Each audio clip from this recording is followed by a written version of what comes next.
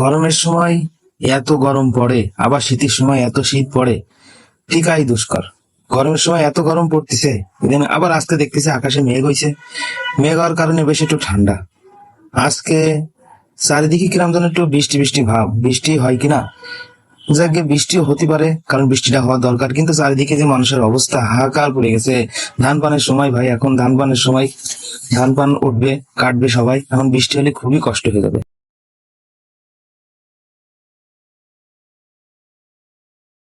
আসসালামু আলাইকুম বন্ধুরা, কিরাম আছেন সবাই? আবার একটা ভিডিওতে আপনাদেরকে স্বাগত। আজকে বাসাতে যাচ্ছি পায়রা চত্বর, এবং দেখতেছেন যে রিক্সায় করে যাচ্ছি, চারদিকে কিরম ফাঁকা ফাঁকা। ফাঁকা ফাঁকা আর কারণ আছে, কারণ আজকে হচ্ছে শুক্রবার। শুক্রবার সাপ্তাহিক ছুটির দিন হওয়ার কারণে না আছে স্কুল কলেজ, না আছে বাজারঘাট, সব দিকে কেমন ফাঁকা ফাঁকা দেখতেই পাচ্ছেন। মুজিব চত্বরের তো পায়রা চত্বর পর্যন্ত কেমন যেন একদম ফাঁকা ফাঁকা লাগতেছে।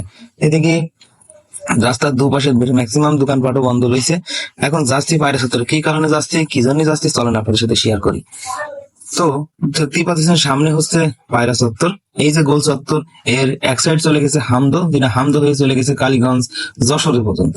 আবার বাম পাশের একটা রাস্তা, সেটা চলে গেছে হচ্ছে আরাবপুর। আবার আরাবপুর আবার যাইতে আর একটা ডান হাতের রাস্তা চলে গেছে হচ্ছে বাস টার্মিনাল।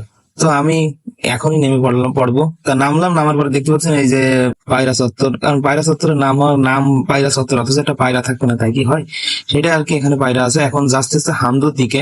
এখানে বিশ্ববিখ্যাত ঝিনাইদহের ভিতরে সুপ্রতিষ্ঠিত একটা মিষ্টির দোকান আছে, মিষ্টি কিনতে যাচ্ছে। আর মূল কথা হচ্ছে যে ছোট বোনটা গ্রামের থেকে বাসায় আইসে, বেড়াতে আইসে, তার জন্য আর কি মিষ্টি কিনতে যাচ্ছি। এখন কোথায় যাচ্ছি, মিষ্টির দোকান তো আরো আছে ঝিনাইদহের মধ্যে, কিন্তু ঝিনাইদহের ঘোষ মিষ্টান্ন ভান্ডারটা অন্যদের থেকে একটু আগায়, অর্থাৎ এই মিষ্টিটা খুব ভালো, সেটা শুনে আর কি আসা। তো চলেন মিষ্টির দোকানে যাই, কি দেখি মিষ্টি পাওয়া যায় দেখি। কারণ মিষ্টি তো অনেক প্রকারের আছে, তো বেশি মিষ্টি কিনবো না, আমি শুধু মূলত একটু দই কিনতে আইছি, দই কিনবো। এখন দই কেনার জন্য দাম শুনলাম, বললো যে 250 টাকা করে কেজি। এখন আমি তো আর ভাড়ের দই কিনবো না, আমি কিনবো হচ্ছে প্লাস্টিকের পাত্রের দই, সেটা 250 টাকা করে, কোনো বাদ সাদ নেই, যা ওজন তাই। 250 টাকায় যা টাকা আসবে সেই টাকায় দেওয়া লাগবে। কোথাও 1 কেজি হয়, কোথাও 1 কেজির বেশি হয়, একটু কম বেশি হয় আর কি। তো আমার দইটা মাপলে আমার দইটা 1 কেজি হয়েছে।